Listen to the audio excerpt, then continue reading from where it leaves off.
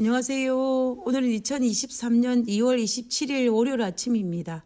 저는 대파교회와 놀스베이 교회를 섬기는 정선옥이라고 합니다. 기도드리고 제9과 탐심을 주의하라 월요일 소재의 내용을 살펴보도록 하겠습니다. 기도하겠습니다.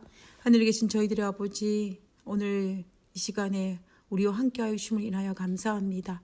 하나님, 오늘 하루의 삶도 아버지께서 우리와 함께하심을 인하여 감사합니다. 그리고 앞날의 삶에 있어도 과거에 그랬던 것처럼 우리와 함께하여 주신다는 하나님의 약속을 인하여 감사합니다. 아버지, 날마다 하나님께서 우리에게 주신 그 약속을 믿고 바라며 또 오늘 이 순간에도 그 약속의 성취 속에 있음을 믿고 바라며 살아갈 수 있는 그러한 축복을 누릴 수 있는 행복한 그리스도인의 삶을 살 수 있도록 아버지여 우리를 도와주옵소서. 더욱더 우리의 마음을 지켜주시고 더욱더 하나님 안에서 하나님과 동행하는 그 기쁨을 누리는 그리스도인으로 살아갈 수 있도록 주여 도와주시옵소서. 이 시간 우리와 함께하여 주시기를 간구하며 거룩하신 예수님의 이름으로 기도드렸습니다. 아멘. 예, 감사합니다. 우리는 이번 주에 그분이 오실 때까지 주인을 위해 관리하면서 제9과 탐심을 주의하는 내용을 살펴보고 있습니다. 우리는 일요일 소지를 통해서 루스벨에 타락한 이유가 탐심이며 탐심이 곧 우상 숭배라는 것을 살펴보았습니다. 그리고 오늘 월요일 소지에서는 구약에서 일어난 아간의 사건을 통해서 탐심이 얼마나 무서운 것인지를 한번 살펴보도록 하겠습니다. 오늘 제목은 진영 내에 저주받은 물건입니다. 여호수아 6장과 7장에 보면 드디어 이스라엘 백성들이 광야 40년을 마치고 약속의 땅 가나안에 도착하였습니다. 40년 전에 홍해가 갈라지듯이 요단강이 갈라지는 놀라운 경험을 하고 도착하였습니다. 요단강을 건너 가나안 땅 입구에는 난공불락의 성 여리고성이 버티고 있었습니다. 40년 동안 광야를 헤맨 그들의 힘으로는 도저히 여리고성이라는 이 거대한 장애물을 제거할 수가 없었습니다. 그래서 여호수아는 이 일을 두고 하나님께 기도합니다. 참으로 현명한 지도자의 모습입니다. 하나님께서는 그 기도의 응답으로 성을 무너뜨릴 계획을 보여주셨고 그들은 그 계획을 따름으로 그 큰 성 여리고성은 어처구니 없이 무너지고 말았습니다. 가나안 땅에 살고 있는 거민들에게 다시 한번 홍해를 가르시고 불기둥과 구름기둥으로 인도하신 하나님의 놀라운 능력을 보여주셨습니다. 그러나 이 큰 기쁨 뒤에는 너무나 큰 슬픔의 일이 발생하였습니다. 그것이 바로 아간의 탐심 사건입니다. 하나님께서는 분명히 여리고성을 무너뜨리기 전에 함락시킬 여리고성에서 그 어떤 전리품도 아무것도 취하지 말라라고 경고하셨습니다. 여호수아 6장 18절에 그것을 취하면 화를 당할 것이라고 경고하였습니다. 여리고성의 전리품은 여호와를 위하여 구별된 것이기 때문에 그 어떤 것도 개인의 것으로 취하지 말라라고 하셨던 것입니다. 그러나 여리고성을 함락시킨 후 전리품을 정리할 때에 그 전리품을 보고 탐심을 품은 자가 있었는데 그가 바로 아간이라는 인물이었습니다. 아간의 죄가 드러났을 때 아간이 이렇게 고백합니다. 여호수아 7장 20절과 21절에 보면 참으로 나는 이스라엘 하나님 여호와께 범죄하여 여차여차히 행하였나이다. 내가 노력한 물건 중에 시날산의 아름다운 외투 한 벌과 은 200세겔과 50세겔 중에 금덩이 하나를 보고 탐내어 취하였나이다 라고 고백하였습니다. 탐내어 취하였다라고 고백한 것입니다. 탐심 때문에 이런 죄를 지었다라고 고백한 것입니다. 아간을 파멸시킨 이 죄의 원인은 탐욕이었습니다. 10계명 중에 10번째 계명인 탐심, 탐하지 말라는 이 계명은 다른 계명들과 달리 마음의 상태를 나타내는 계명입니다. 때로는 마음 깊숙한 곳에 품기 때문에 다른 죄들에 비해서 비난받지 않을 수도 있습니다. 그리고 다른 사람이 모를 수도 있습니다. 그러나 이 죄는 모든 죄 중에 가장 흔하고 가장 가볍게 여길 수 있는 위험성이 높은 죄입니다. 아마 아간도 분명히 여호수아를 통하여 전리품을 챙기지 말라는 경고의 음성을 들었지만 눈앞에 보이는 아름다운 외투 한 벌과 금을 보고 탐심이 생긴 것입니다. 그때 아간의 마음속에는 하나님보다 외투 한 벌과 금덩어리가 차지하고 말았던 것입니다. 하나님이 차지할 마음의 공간이 사라진 것입니다. 메투 한 불과 금덩어리가 그 공간을 빼앗아 버렸습니다. 우리는 여기에서 하나님이 차지할 공간의 탐심이란 마음이 그 공간을 차지하자 이 아간이라는 인물이 얼마나 어리석은지를 팩트를 통하여 한번 체크해 보고자 합니다. 그가 그 마음속에 탐심이란 마음이 생겼을 때 그가 어떻게 행동했다라고 말하고 있습니까? 땅속에 그 물건을 감췄다라고 했습니다.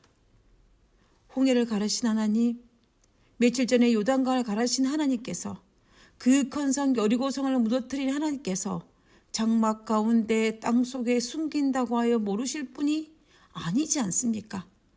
하나님을 속일 수 없는 것은 너무나 당연한 것입니다. 그가 광야 40년을 거치는 동안 아마 아간은 수도 없이 보았을 것입니다. 그러나 탐심에 눈이 멀자 어리석게 하나님의 눈을 속인다고 땅에 묻는 그런 어리석은 행동을 하는 것을 우리는 볼 수가 있습니다. 아마도 아간은 그곳에 숨기면 하나님께서 찾지 못하실 것이라고 생각했기 때문에 숨겼을 것입니다. 만약에 그가 하나님께서 이곳에 숨겼을 때에 하나님이 안다라고 생각했다면 결코 그곳에 숨기지 않았을 것입니다. 그러나 탐심이라는 마음이 또아리를 틀어 그 마음에 자리를 잡았을 때 그의 행동은 이렇게 어리석은 행동을 하고 마는 것을 볼 수가 있습니다. 다시 말하면 탐심이라는 것은 마치 마약이나 술처럼 우리가 현명한 판단을 내리지 못하게 한다는 것입니다. 손바닥으로 하늘을 가릴 수 있다라고 생각하는 것처럼 어리석은 생각을 하게 된다라는 것입니다. 그렇다면 이 사실을 우리 삶에 어떻게 적용할 수 있겠습니까? 하나님 주신 마음이 아닌 탐심이라는 마음을 품으면 마약처럼 술에 취한 자처럼 잘못된 판단을 할 수 있음을 우리는 인정해야 합니다. 그래서 그 탐심이 내 마음속에 들어와 또아리를 트는 것을 아무것도 아닌 것처럼 방치하거나 내버려 두지 말고 어떻게 해야 한다고요? 경계해야 한다는 것입니다. 그 탐심이란 마음이 내 마음에 차지하지 않도록 우리는 날마다 묵상하는 것이 필요합니다. 누구를요? 하나님을. 하나님의 기이한 섭리를, 그분의 성품을, 그분께서 우리에게 부여하신 사명을 날마다 묵상하면서 나도 모르게 내 마음의 밭에 탐심이라는 마음부터 시작하여 미움을 비롯한 여러 가지 더러운 마음들이 들어와 내 마음을 차지하고자 할 때에 마약에 취한 자처럼 술에 취한 자처럼 행동할 수 있음을 알고 우리는 날마다 경계에 경계를 더해야 할 것입니다. 아간은 자신의 마음 안에 하나님을 내쫓고 탐심을 품어 행동으로 옮긴 결과는 무서운 것이었습니다. 자기 민족에게는 아이성의 전투에서 패하여 많은 동족의 죽음의 원인이 되었습니다. 하나님에게는 이방인들에게 하나님의 능력을 드러내지 못하게 하였습니다. 왜냐하면 아간의 죄로 말미암아 아이성 전투에서 하나님은 자신의 능력을 드러내지 않으셨기 때문입니다. 아간의 죄는 하나님과 자기 민족에게 불명예를 가져왔을 뿐만 아니라 그 앞길에 장애를 놓았습니다. 그리고 아간 자신에게는 어떠합니까? 죽음이었습니다. 탐욕에 대한 결과는 참으로 비참합니다. 루스벨은 탐욕의 결과로 죄를 만들어내었고 하늘에서 추방되었으며 지구를 죄로 물들게 하였습니다. 그러므로 탐욕이라는 감정은 자신뿐만이 아니라 내 주변의 많은 이들에게 악영향을 미치게 할 수 있는 무서운 것임에는 틀림이 없습니다.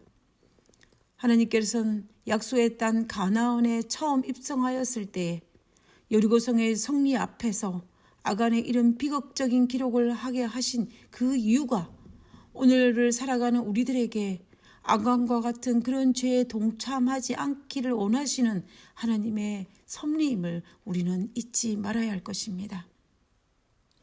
이야기 하나를 해드리고 마치도록 하겠습니다. 세상을 다 갖고 싶은 욕심꾸러기 한 사람이 있었습니다. 그래서 그는 수단과 방법을 가리지 않고 돈을 모았습니다. 그래서 집을 사고 땅을 사고 정권을 사고 나중에는 산을 사고 강을 사고 바다도 샀습니다. 그렇지만 그 마음은 더욱 공허하였습니다. 그래서 명예를 사고 권력을 사고 인기를 사고 박사학위도 사고 살 것은 다 사보았습니다. 그래도 뭔가 허전한 마음, 빈 마음을 달랠 길이 없어 늘 허전하였습니다. 그러자 어떤 사람이 그 사람에게 이런 말을 했습니다.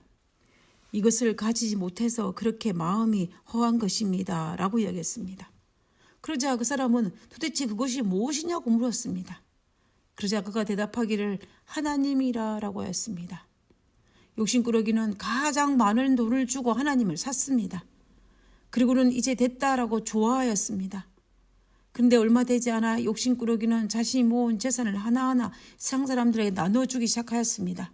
그리고 마침내 자신은 아무것도 가지지 않게 되었습니다. 사람들이 이게 어떻게 된 것이냐고 물었습니다. 그러자 그 욕심꾸러기가 이렇게 말했습니다. 내가 하나님을 돈을 주고 샀더니 오히려 하나님께서 나를 사주셨습니다. 내가 무엇을 소유하느냐가 중요한 것이 아니라 누가 나를 소유해 주느냐가 훨씬 더 중요하다는 것을 깨달았습니다. 이제 나의 주인은 하나님이십니다. 주인님이 재산을 나누어 주라 하였으니 나누어 준 것일 뿐입니다. 라고 고백하였습니다. 여러분은 무엇인가를 소유하고 계십니까? 아니면 하나님께서 나를 소유하고 계십니까? 오늘도 우리는 하나님의 가족의 일원으로서 하나님의 자녀로서 소유된 자임을 인정하고 한때는 욕심꾸러했던 이 사람처럼 하나님께 소유함 받은 자로서 행복하고 또 하나님의 자녀의 축복을 누릴 수 있는 우리 모두가 되었으면 좋겠습니다. 기도하고 오늘 교과를 마치도록 하겠습니다. 죄의 탐심을 합리화하며 제 것이 아닌 것에 욕심을 부리며 살아갈 때가 있습니다. 저에게 정직한 마음과 가진 것에 만족할 수 있는 마음을 허락해 주셔서 하나님께 온전히 의지하며 사는 삶을 통해 하나님께 영광 돌리게 도와주시옵소서. 아버지여, 마땅히 품어야 마음을 품게 하여 주시고 우리가 하나님의 소유된 백성임을 잊지 않도록 도와주시옵소서. 아버지여, 순간순간 곁길로 나아가고자 할 때에 하나님 우리를 불쌍히 여기사 우리를 붙들어 주시고 우리와 함께 하심으로 우리가 하나님의 자녀로서 당신의 소유된 백성으로 살게 하여 주시옵소서. 오늘도 우리와 함께 하심을 인하여 감사드리오며 거룩하신 예수님의 이름으로 기도드렸습니다. 아멘. 감사합니다. 좋은 하루 되시고요. 내일 뵙도록 하겠습니다. 감사합니다.